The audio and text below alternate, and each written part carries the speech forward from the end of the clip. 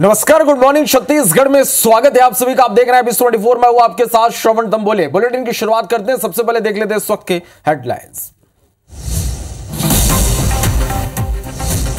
PM Modi ने पाकिस्तान को दी सख्त चेतावनी, कहा अब बात होगी तो सिर्फ टेरर और पीओके पर होगी। पानी और खून एक साथ नहीं बह सकते, टेरर और ट्रेड एक साथ नहीं चल सकते।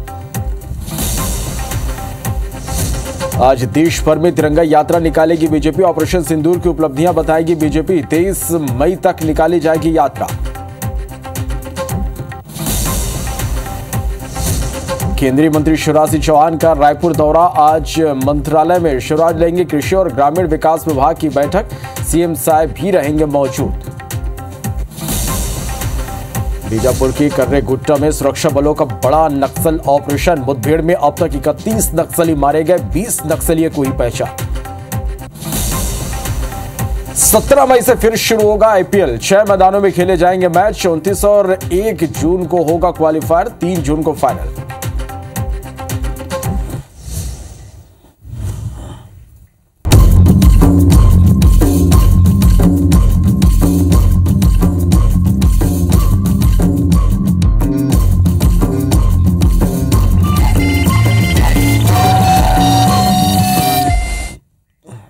बुलेटिन की शुरुआत करते एक बड़ी खबर के साथ। सख्ती से बड़ी खबर है, जहां घर में आग लग गई है। सिलेंडर में ब्लास्ट हुआ। शॉर्ट सर्किट से घर में आग लग गई। आग लगने से घर में रखे सिलेंडर में ब्लास्ट हुआ। 8 से 10 लोग जो आग बुझा रहे थे वो इसकी चपेट में आ गए। सभी घायलों को अस्पताल में भर्ती कराया गया। ये तस्वीरें आप देखिएगा। आगजनी में घर में रखा सारा सामान जलकर खाक हो गया।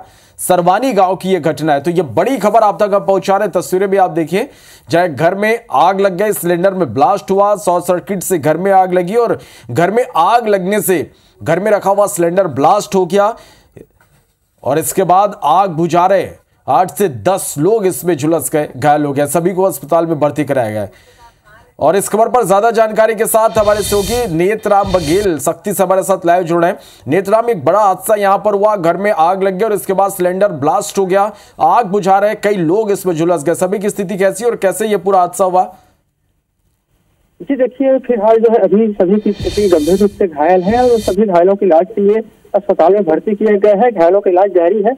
आपको बता दो, पूरी मामला जो है सक्ती थाना क्षेत्र सकरेली गाँव की देर रात की है, जहाँ यमुना शंकर साहू के घर अचानक शॉर्ट सर्किट लगने के कारण घर में आग लग गई है। देखते ही देखते आग जो है विकराल रूप लेने लगा और आग इतनी भयानक थी कि घर में रखे सिलेंडर भी ब्लास्ट हो गए। और उस दौरान जब ब्लास्ट हुआ तो जो है ब्लास्ट होने के बाद में तेज भयानक आवाज आई और उस दौरान 8 से 10 लोग उसकी चपेट में आ गए। चपेट में आने के कारण परिवार के लोग सहित उप सरपंच और 8 से 10 लोग जो है घायल हो गए और सभी घायलों को इस इलाज के लिए अस्पताल में भर्ती कराया गया है और वहाँ सभी की इलाज जारी है। यहाँ तक कि 1 से 2 लोग जो है नदी में कूदे ताकि शरीर को राहत मिले।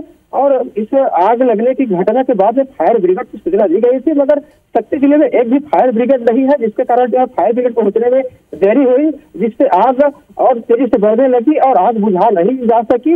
और इस आगजनी के कारण घर जो है पूरी तरीके से जलकर राख हो गई। यहाँ तक कि घर में रखे राशन सामान सहित सभी सामान जो है राख हो गई है। और घटना की जानकारी मिलने के बाद पुलिस मौके पर पहुंची और घटना की जांच शुरू कर दी है।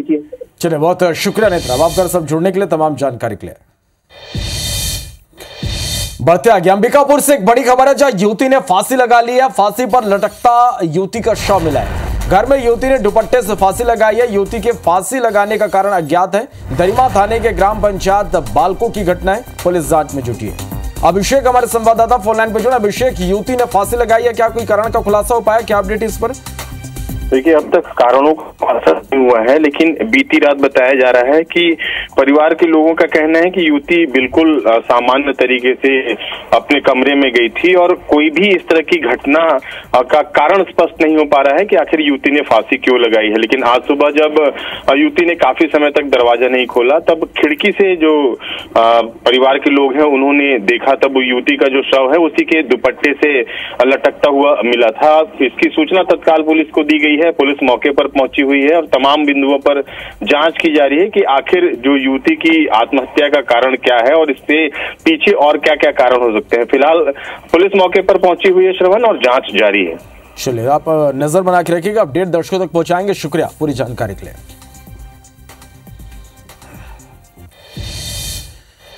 अब हम आपको एक ऐसा वीडियो दिखाते हैं जिसमें कोरबा शहर में किस तरह से यातायात नियमों की धज्जियां उड़ाई गई। इस तस्वीरों में आप देखिएगा, एक बाइक में 5 युवक बैठकर शहर के मध्य टीपी नगर चौक के पास से होते हुए सवारी करते नजर आए।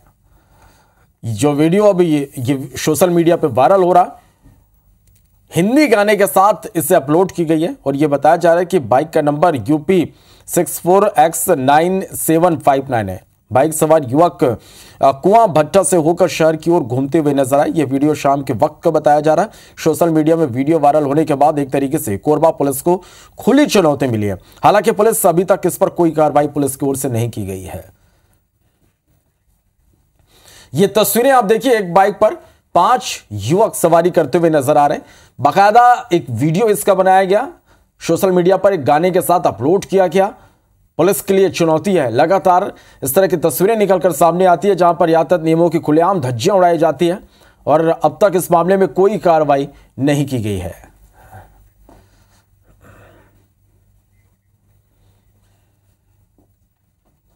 उसके संबंध में हमें पता किया यूपी की गाड़ी थी, प्राइवेट फर्म का नंबर दिखा रहा है। बाकी स्पेसिफिकली लड़कों को के बारे में पता नहीं चल पाया क्योंकि बाहरी लोग हैं बताया जा रहा है, किंतु सभी पुलिस की जो थाने कोरबा में उनको बता दिया गया है और जो बाहरी लोग हैं उनके संबंध में पता किया जा रहा है। भिलाई में एक मिस कॉल ने स्पा सेंटर में चल रहे जिस्म फरोशी का राज खोल दिया। पुलिस ने सेंटर संचालक सहित 4 ग्राहकों को गिरफ्तार किया। सेंटर से कई आपत्तिजनक चीजें जब्त की गई। यह पूरा मामला स्मृति नगर चौकी क्षेत्र का है। एएसपी सुखनंदन राठौर ने बताया कि पुलिस को स्पा सेंटर में सेक्स रैकेट चलाने की सूचना मिली थी, जिस पर एसपी पद्मश्री तंवर के नेतृत्व में टीम यहां पहुंची। यहां एएसपी ने एक कर्मचारी को ग्राहक बनाकर भेजा, स्पा सर्विस के नाम पर सर्विस ले। इधर कमरे में युवती के साथ जाते ही कर्मचारी ने टीम को मिस कॉल किया। टीम मौके पर पहुंची और सेक्स रैकेट का भांडाफोड़ हो गया।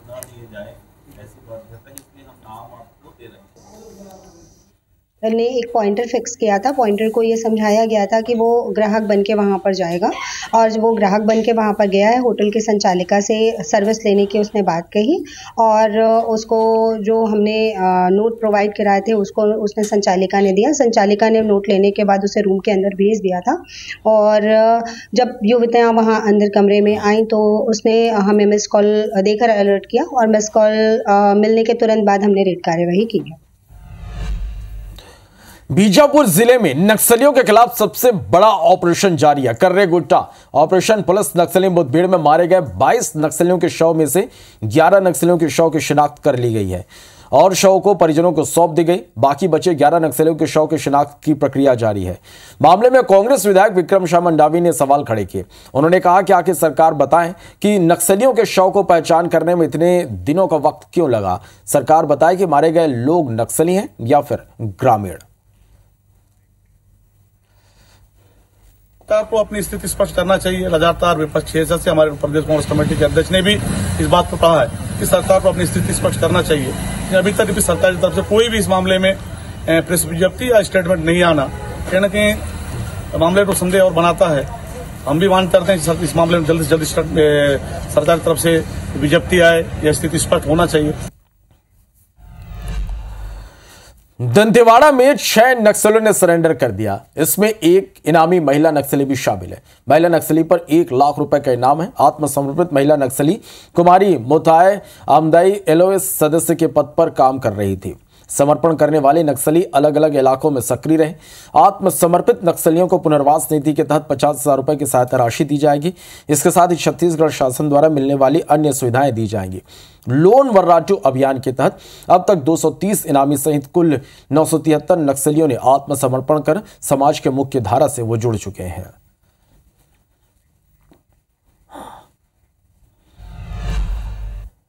बीजापुर में नक्सली वारदातें थमने का नाम नहीं ले रहे। जिले के मारूबाका गांव में एक कांग्रेस कार्यकर्ता की कुल्हाड़ी से निर्मम हत्या कर दी गई। दरअसल नागा भंडारी पास ही के एक गांव में किसी कार्यक्रम में शामिल होने गए थे, तभी नक्सलियों ने कुल्हाड़ी से हमला कर मौत के घाट उतार दिया। घटना की सूचना मिलती उसूर थाना से पुलिस बल मौके पर पहुंचा, शव को पीएम के लिए भिजवाया। बता दें कि करीब 7 महीने पहले नक्सलियों ने भंडारी के बड़े भाई की भी निर्ममता से हत्या कर दी थी। लगातार एक परिवार को निशाना बनाए जाने से इलाके में डर और तनाव का माहौल है। वहीं कांग्रेस कार्यकर्ताओं की हत्या से राजनीतिक गलियारों में भी हलचल देखी जा रही है। पुलिस का कहना है कि घटना की जांच कर जल्दी दोषियों को पकड़ा जाएगा।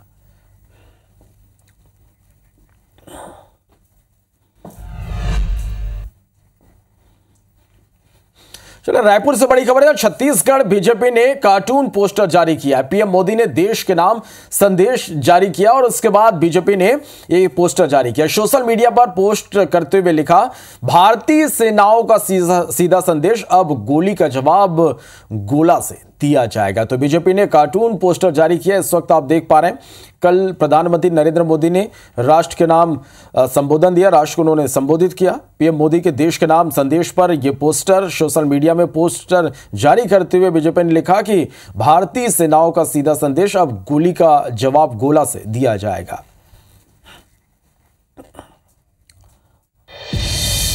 बड़ी खबर रायपुर से, जहां शिवराज की एक अहम बैठक होगी। केंद्रीय कृषि मंत्री शिवराज सिंह चौहान बैठक लेंगे।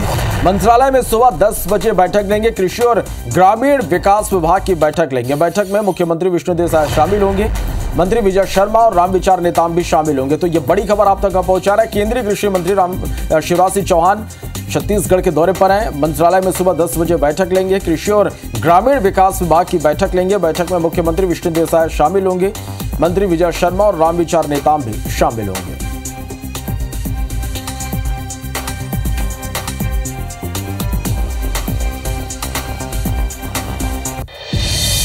इधर केंद्रीय कृषि मंत्री शिवराज सिंह चौहान अंबिकापुर के दौरे पर भी रहेंगे। पीएम आवास ग्रामीण कार्यक्रम में शामिल होंगे। सीएम विष्णुदेव साय शिवराज सिंह इस पर शामिल होंगे। कार्यक्रम में हितग्राहियों को आवास की चाबी सौंपी जाएगी। 51,000 हितग्राहियों को गृह प्रवेश कराया जाएगा। स्व सहायता समूह लखपति दीदियों को सम्मानित भी किया जाएगा। तो केंद्रीय कृषि मंत्री शिवराज सिंह चौहान अंबिकापुर के दौरे पर रहेंगे। पीएम आवास ग्रामीण कार्यक्रम में शामिल होंगे। सीएम विष्णुदेव साय भी इस कार्यक्रम में शामिल होंगे। कार्यक्रम में हितग्राहियों को आवास की चाबी सौंपी जाएगी। 51,000 हितग्राहियों का गृह प्रवेश होगा। स्व सहायता समूह की लखपति दीदियों को सम्मानित भी किया जाएगा।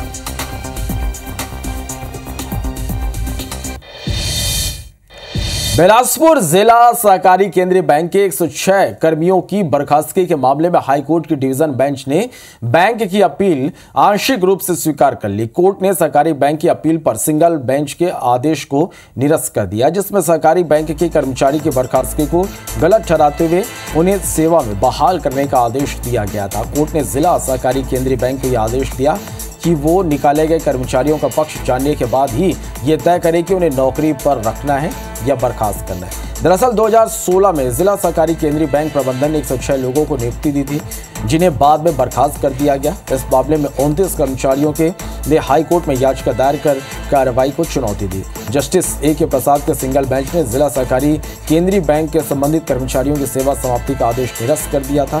कोर्ट ने माना कि कर्मचारियों का पक्ष जाने बिना ही उन्हें बर्खास्त कर दिया गया। सिंगल बेंच के फैसले के खिलाफ बैंक प्रबंधन ने डिवीजन बेंच में अपील की थी।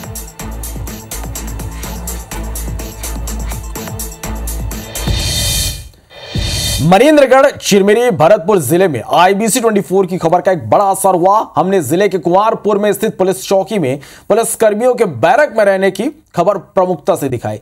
इसके बाद मंत्री श्यामबिहारी जायसवाल का इस पर बयान सामने आया। स्वास्थ्य मंत्री श्यामबिहारी जायसवाल ने कहा कि उन्होंने IBC 24 की खबर को देखा है। खबर देखने के बाद SP से भी उन्होंने बात की है। पुलिस हाउसिंग बोर्ड या दूसरे मद से पुलिस कर्मियों के लिए रहने की व्यवस्था की जाएगी। उन्होंने कहा कि विष्णुदेव साय के सुशासन में सबको आवास मिल रहा, पुलिस को भी मकान मिलेगा।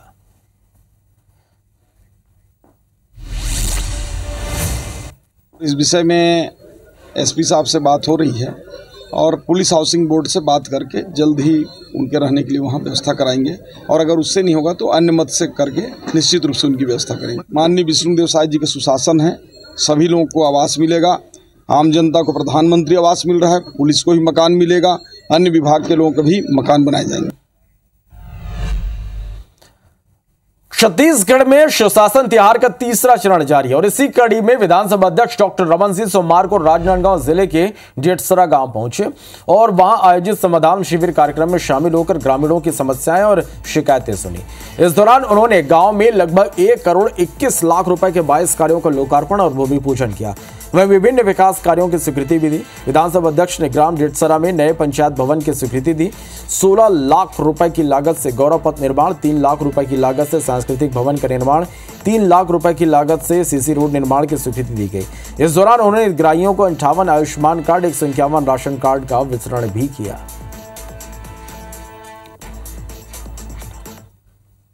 $18 लाख से ज्यादा लोगों के मकान विष्णुदेव साय के आने के बाद माननीय नरेंद्र मोदी ने स्वीकृत किया। सबसे ज्यादा डिमांड यदि पूरे प्रदेश में जो आ रहा है तो प्रधानमंत्री आवास योजना, जो भूपेश ने 5 साल बंद करके रखा था, 18 लाख देने के बाद भी अभी लाखों आवेदन आ रहे हैं, जिसका निराकरण हमें आने वाले 3 साल में करना है। बलरामपुर जिले के सनावल थाना के लिबरा गांव में रेत तस्करों ने ट्रैक्टर से कुचलकर एक पुलिसकर्मी की जान ले ली। इस घटना के बाद से पूरे इलाके में हड़कंप मचा हुआ है, लेकिन इस वारदात को किसने अंजाम दिया इसका अब तक पता नहीं चल सका है। घटना के बाद कांग्रेस शायद सरकार पर हमलावर है, जबकि पुलिस एक्शन मोड में है। इस रिपोर्ट को देखिए।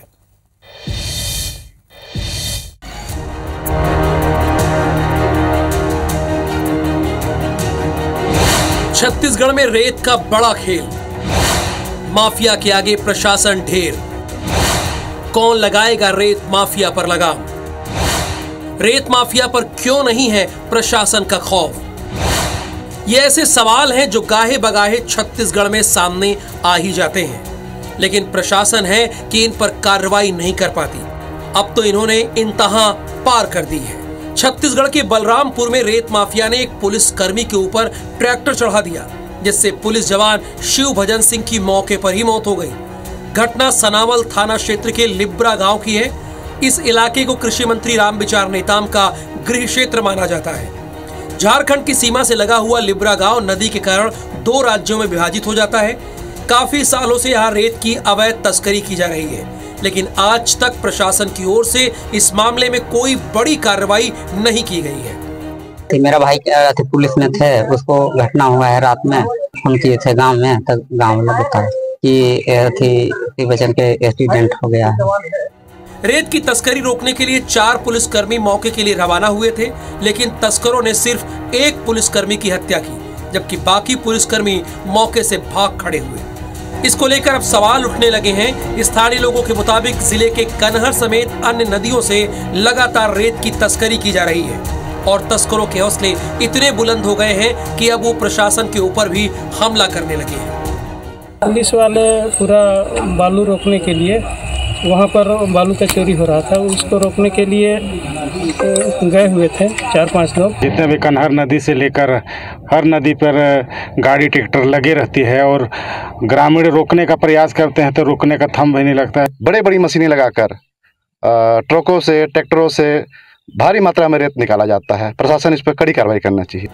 घटना के बाद एसपी समेत अन्य पुलिसकर्मी ने मौके का जायजा लिया, लेकिन उन्होंने मीडिया से बात नहीं की। वहीं सरगुजा आईजी ने मीडिया से बातचीत करते हुए इस मामले में लापरवाही पाए जाने पर टीआई दिव्याकांत पांडे को निलंबित कर दिया। इधर कांग्रेस छत्तीसगढ़ में कानून व्यवस्था को लेकर सरकार पर हमलावर है। पुलिस अधीक्षकों, सभी थाना प्रभारियों को इस संबंध में सख्त निर्देश है, किसी प्रकार की अवैध गतिविधियां कहीं भी संचालित नहीं हो। अवैध कोयला या अवैध उत्खनन के संबंध में किसी भी प्रकार की कोताही हमारे अधिकारियों द्वारा बरती जाती है तो उनके खिलाफ भी कार्रवाई होगी, ऐसा बताया गया है। मौका है, वारदात क्या है, कैसे है, फैक्ट्स आने दीजिए। प्रशासन पूरी निष्पक्षता के साथ कार्रवाई कर रही है, हम सबको उन पे भरोसा करना चाहिए। इस तरह के काम में देखते हैं, या तो माइनिंग वाले देखते हैं, या पुलिस वाले देखते हैं, या फिर रेवेन्यू के अधिकारी देखते हैं और कोई कार्रवाई नहीं कर पाते। और सरकार के संरक्षण के काम से ही, नाम से ही इस तरह की घटनाएं हो रही है। रामानुजगंज की जीवनदायिनी कही जाने वाली कनहर नदी से रेत का अवैध उत्खनन लगातार जारी है। बार बार शिकायत के बाद भी प्रशासन रेत माफिया पर नकेल लगाने में नाकाम है। ऐसे में क्या एक पुलिसकर्मी की हत्या के बाद प्रशासन की नींद टूटेगी? क्या रेत तस्करों पर कोई ठोस कार्रवाई की जाएगी? ये बड़ा सवाल है। अरुण कुमार सोनी, IBC 24, बलरामपुर। जशपुर में मामूली विवाद में एक पति ने अपनी ही पत्नी की निर्मम हत्या कर दी। पत्थलगांव पुलिस ने आरोपी पति को गिरफ्तार कर लिया। यह पूरी घटना पत्थलगांव थाना क्षेत्र के कटंगजोर गांव का है। मामले में एसपी अनिल कुमार सोनी ने बताया कि बीते दिनों आरोपी पटेल नाग ने प्यारी नाग के चेहरे पर टंगिया मार दिया था।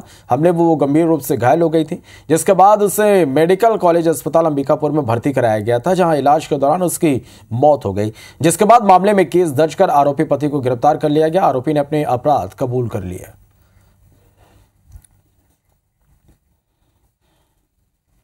मर्ग जांच के दौरान पाया गया कि मृतिका प्यारी नाग के पति पटेल नाग के द्वारा वाद विवाद कर टंगिया से वार कर मृतिका को चोट पहुंचाया गया था, जिसका इलाज के दौरान मृत्यु हो गई। इस पर से मामला हत्या का पाए जाने से धारा 103(1) BNS का कायम कर विवेचना में लिया गया। विवेचना के दौरान आरोपी को हिरासत में लेकर पूछताछ करने पर उसने अपना अपराध स्वीकार किया।